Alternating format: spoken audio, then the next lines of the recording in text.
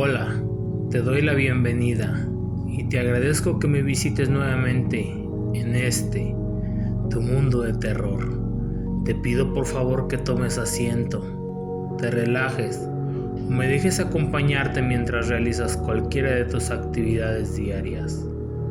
En esta ocasión te hablaré sobre la magia negra, pero no de la magia en general, sino de los amuletos más oscuros y poco comunes que pueden llegar a ser utilizados para causar maldad a sí mismos. Evaluaremos el poder del practicante que los lleva consigo o los usa como armas de infortunio o desgracia para los demás. Estos pueden llegar a ser tan raros y poderosos que si tratas de buscarlos en tu navegador no encontrarás imágenes algunas. Pero no te preocupes, me esforzaré por describirlos al detalle. Así que sin más, el tema de hoy será amuletos usados por practicantes de la magia negra. Recuerda, yo soy el narrador. Comenzamos. El narrador solitario. Fantasmas. Seres extraños. Historias. Magia oscura. Maldad humana. Sucesos inexplicables. Y mucho más.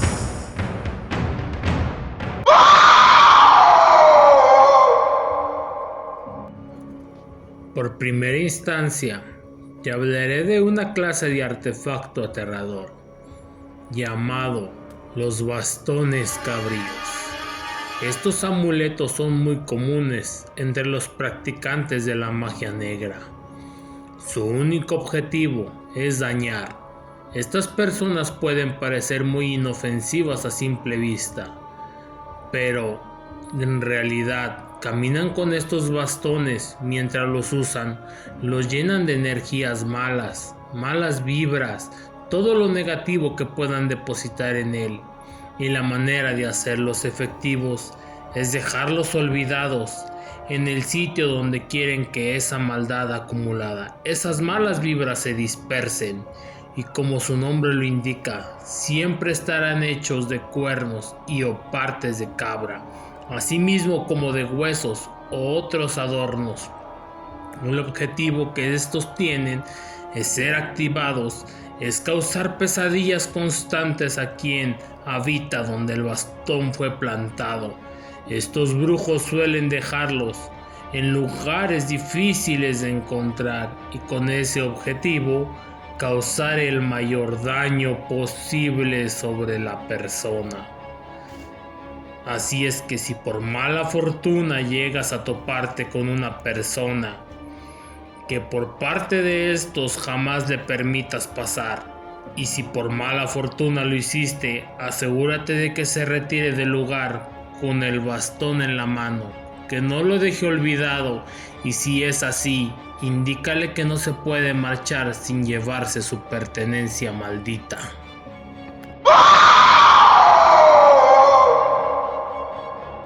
El segundo serán los relojes de Ben o relojes inversos. Estos se caracterizan por ser un regalo aparentemente muy inofensivo y llamativo, pero ese regalo realmente contiene una fuerte carga oscura. Generalmente, para que estos hagan efecto, deben ser consagrados hacia la persona a la que se va a regalar y ser entregados a la misma hora que marque un reloj normal. O sea, que los dos deberán marcar la misma hora al mismo tiempo. También son muy distintivos por ser relojes muy lujosos y muy llamativos y tener grabados los números al revés, cosa que los distingue de todos los demás. Así que por más lujo, siempre duda al recibir un reloj con esta apariencia.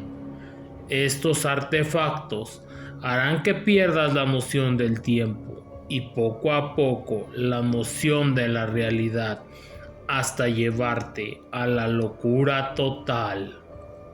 Para deshacerte de esta clase de maldición o peste, el reloj debe ser destruido a la misma hora en la cual fue entregado o regalado, coincidiendo con la misma hora de un reloj común, ni un minuto más, ni un minuto menos.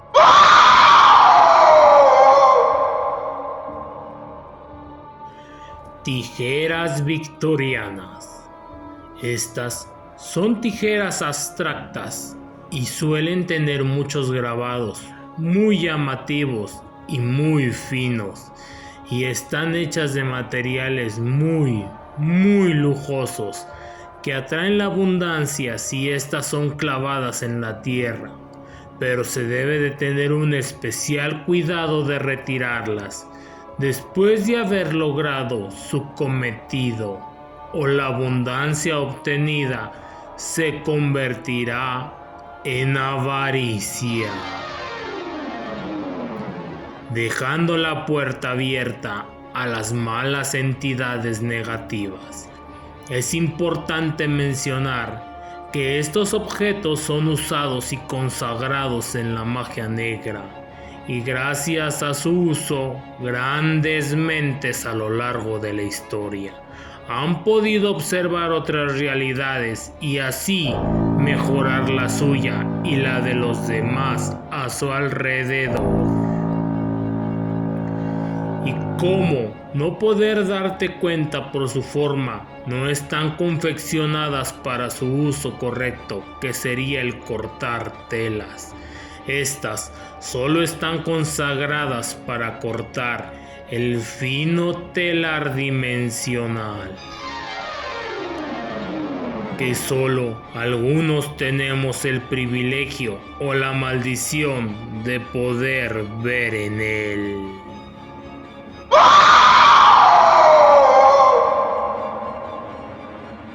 Dientes grabados. Estos amuletos son grabados en dientes.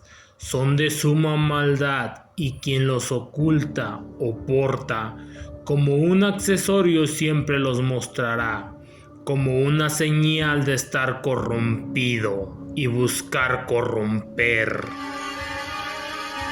Basta con solo imaginar el método con el cual fueron obtenidos estos dientes para saber la clase de brujo o bruja con la que se está tratando, pues para estos amuletos los dientes de animales no son una opción, solo los dientes humanos.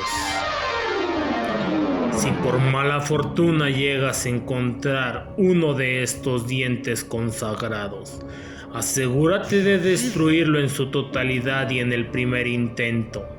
Entre más inocente sea la persona a quien les fueron extraídos los dientes para consagrarlos, estos amuletos tendrán más valor, y así se le asignará al brujo o practicante de la magia un poder supremamente más alto de maldad. De la misma forma, en un acto de maldad absoluta, se busca que sean grabados de terror y que se asemejen a los gritos de horror de una víctima, simulando pequeños cráneos enfrascados en dientes.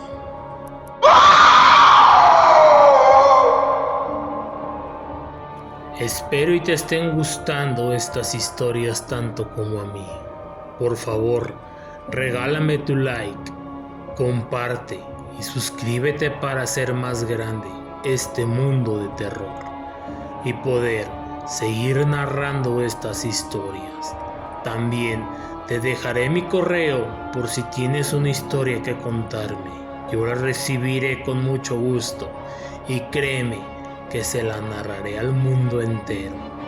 Sin más, por el momento me despido, no sin antes dejarte una última historia. Esta será personal, pues ha pasado en mi familia y quisiera narrártela. Desearé que estas noches tengan las más maravillosas pesadillas.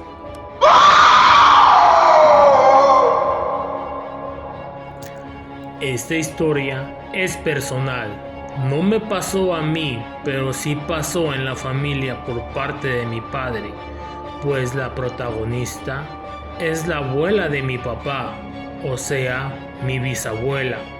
El interés por contárselas es para que sepan que no toda la magia es mala y no todos los brujos son malos también, que a veces los amuletos no necesitan ser muy elaborados, muy curados o muy malditos para ciertos fines.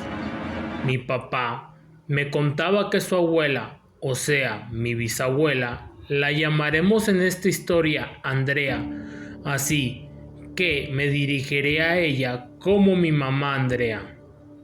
En fin, esto comienza cuando mi mamá Andrea fallece. Ella legalmente duró 15 minutos fallecida, pero contaba a mi papá que cuando a ella la trasladaron a la plancha, así se le llama a la morgue del hospital, es el lugar donde ponen a las personas fallecidas mientras sus familiares consiguen un servicio funerario para recoger a sus difuntos.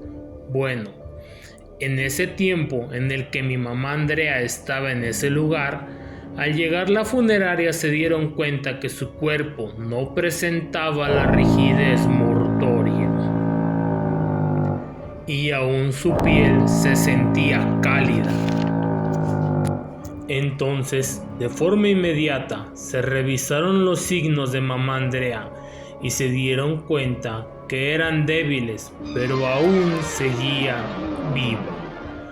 Rápidamente escondieron el ataúd y la movieron del lugar para darle la atención necesaria.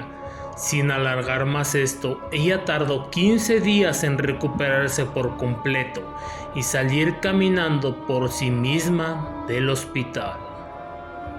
Por lo pronto, nadie le comentó lo ocurrido y solo le comentaban que había entrado en un estado de coma y era todo.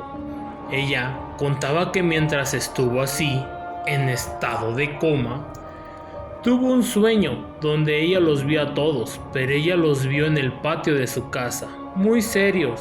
Cuando ella se iba a atrever a preguntar qué estaba pasando, solo vio una luz que se hacía más y más y más grande hasta que todo se iluminó por completo.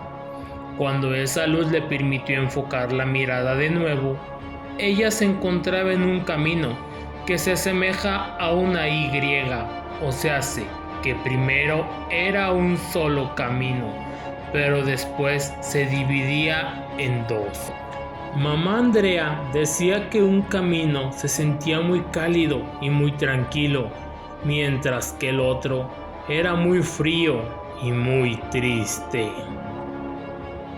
Cuando ella se dirigió a caminar por el lugar cálido, escuchó una pequeña voz de una niña con un vestido muy bonito que le decía: Andrea, Andrea, ¿a dónde vas, hija mía? Ella volteó y vio a esta niña y le contestó: no sé a dónde voy, pero este camino me gusta mucho. La niña se acercó y la tomó de las manos. Le dijo: no, hija mía, aún todavía no es tu tiempo. Tú tienes que regresar para que ayudes a los demás. La niña sacó de entre su vestido un pequeño trapo blanco y se lo pasó por su cabeza, cara, pecho y manos. Entonces la niña empezó a apretar sus muñecas de mamá Andrea con el trapo. Ella dice que recuerda volver a haber sentido esa luz que la empezó a cegar de poco en poco en poco, y al poder enfocar nuevamente la mirada, ya la estaban trasladando el doctor y paramédicos a otro lugar donde la estabilizarían y pronto tendría su recuperación. Mi papá dice que en realidad eso que sintió, que la niña le pasaba el trapo por la cara, el pecho y las manos a mi mamá Andrea, era el médico checándola, pues no creía que estuviera viva. Y ese apretón que ella sintió en las muñecas era el mismo médico checándole su pulso mientras la movían de área. Después de todo esto, ella empezó a hacer curaciones con magia blanca. Solo curaciones, nunca hizo un trabajo para lastimar y tampoco cobró un solo peso por ayudar a la gente, pues cuando la gente quería pagarle por alguno de sus servicios, ella solo decía: yo no cobro, pero si ustedes gustan, ahí afuera hay un niñito Dios, y cada año le hago su fiesta. Ahí tiene un cofrecito y lo que gusten dejar de corazón es bien recibido. Decía mi papá que ella nunca promovía sus trabajos, nunca buscaba gente. Ella siempre estaba en su casa y los clientes le llegaban sola. En este caso, como ella les decía, mis chuequitos. Pero había temporadas donde no llegaba nadie. Entonces ella agarraba a su niñito Jesús y lo regañaba. En forma de castigo, lo bañaba con agua fría.